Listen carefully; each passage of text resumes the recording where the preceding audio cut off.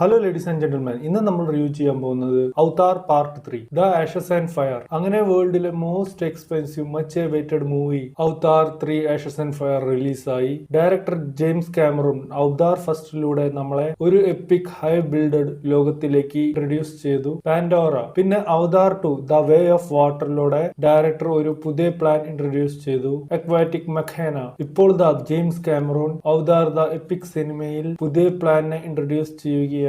Avatar 3 the fire and ആഷസിലൂടെ ഒക്കവന movie 99% VFX CGI motion capturing technology മേലാണ് ഉണ്ടാക്കിയിരിക്കുന്നത്. മൂവി നമുക്കൊരു ബ്രെത്ത് ടേക്കിംഗ് എക്സലന്റ് വിഷ്വൽസ് ആണ് നൽകുന്നത്. വേൾഡിലെ ഏറ്റവും എക്സ്പെൻസീവ് CGI മൂവിയാണ് ഇത്. അതിന്റെ ക്വാളിറ്റി നമുക്ക് ഇതിൽ റെഡിക്കും കാണാം. ഭയങ്കര ക്ലാരിറ്റി, ക്രിസ്പ് CGI, കോസ്റ്റ്യൂം ആകട്ടെ, ക്യാരക്ടറുടെ ഫേസ് എക്സ്പ്രഷൻ, അവരുടെ ഐ മൂവ്മെന്റ് തൊട്ട് ക്യാമറ വർക്ക്, ആക്ഷൻ സീൻ, ഒരു top level new world creation. ഇതിലെ ആക്ഷൻ സീൻ ആവട്ടെ മൈൻഡ് ബ്ലോയിങ്.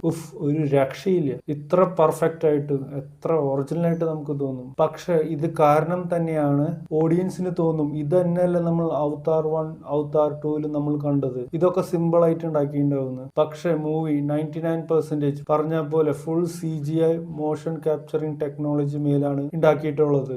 ഭയങ്കര ബുദ്ധിമുട്ടാണ് ഇത് ചെയ്യാൻ. ജസ്റ്റ് ക്യാരക്ടർ ആക്ടിങ് ചെയ്തിട്ടുണ്ട് ആക്ടേഴ്സ്. അതിന്റെ ശേഷം കോസ്റ്റ്യൂം തൊട്ട് ബാക്ക്ഗ്രൗണ്ട് ക്രിയേഷൻ എല്ലാം CGI മേലാണ്. അത് ഒറിജിനലായിട്ട് നമുക്ക് തോന്നണമെങ്കിൽ ഭയങ്കര ഹാർഡ് വർക്കും ടെക്നോളജിയും എല്ലാം കൂട്ടിച്ചേർത്ത ഒരു വർക്കാണ്. അതിൽ സിനിമ ഹൈ ലെവൽ തന്നെ, ഒരു മാച്ചിങ് ഇല്ല. Next level visual treat. പക്ഷെ മൂവി ഡ്രോ ബാക്ക് എന്ന് പറഞ്ഞാൽ ഭയങ്കര സ്ട്രെച്ചിയാണ്. ഫാമിലി ഇമോഷണൽ ഡ്രാമ സീൻസ് കേറ്റി ഭയങ്കര ലാഗ് ചെയ്യുന്നുണ്ട്. സിനിമയുടെ സ്റ്റാർട്ടിങ് ഭയങ്കര ഗംഭീരമായിരുന്നു. ആദ്യ 1 മണിക്കൂർ സൂപ്പർ ഫ്ലോയിലാണ് പോയത്.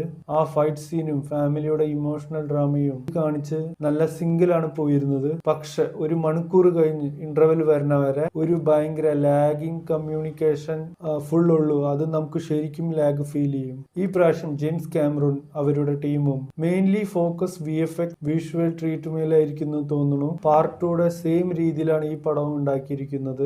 ജസ്റ്റ് ഒരു പുതിയ പ്ലാൻ ഇൻട്രൊഡ്യൂസ് ചെയ്തിട്ടുണ്ട്, ആഷസ് ആൻഡ് ഫയർ. പക്ഷേ ഈ സിനിമയുടെ ലക്ഷറിയസ് ഹൈ ലെവൽ വിഷ്വൽ ട്രീറ്റിന് വേണ്ടി നമുക്ക് ഈ സിനിമ ഒരു വട്ടം എന്തായാലും കാണാം. ഈ സിനിമ കാണുമ്പോൾ ഇടയ്ക്ക് തോന്നും നമുക്ക് ശരിക്കും ഈ മൂവി ഇന്ത്യക്കാർക്ക് വേണ്ടി ഉണ്ടാക്കിയ പോലെയാണ്. ആ മാതിരി റിലേറ്റ് ആവുന്നുണ്ട് ഈ പടം. ഓവറോൾ ഈ സിനിമയ്ക്ക് ഞാൻ റേറ്റിംഗ് കൊടുക്കുന്നത് 3 ഔട്ട് ഓഫ് 5. നിങ്ങൾ ഡെഫിനറ്റ്ലി ഈ സിനിമ തിയേറ്ററിൽ കണ്ട് എക്സ്പീരിയൻസ് ചെയ്യുക. നിങ്ങളുടെ റിവ്യൂ കമന്റ് ബോക്സിൽ പറയുക. നന്ദി, നമസ്കാരം.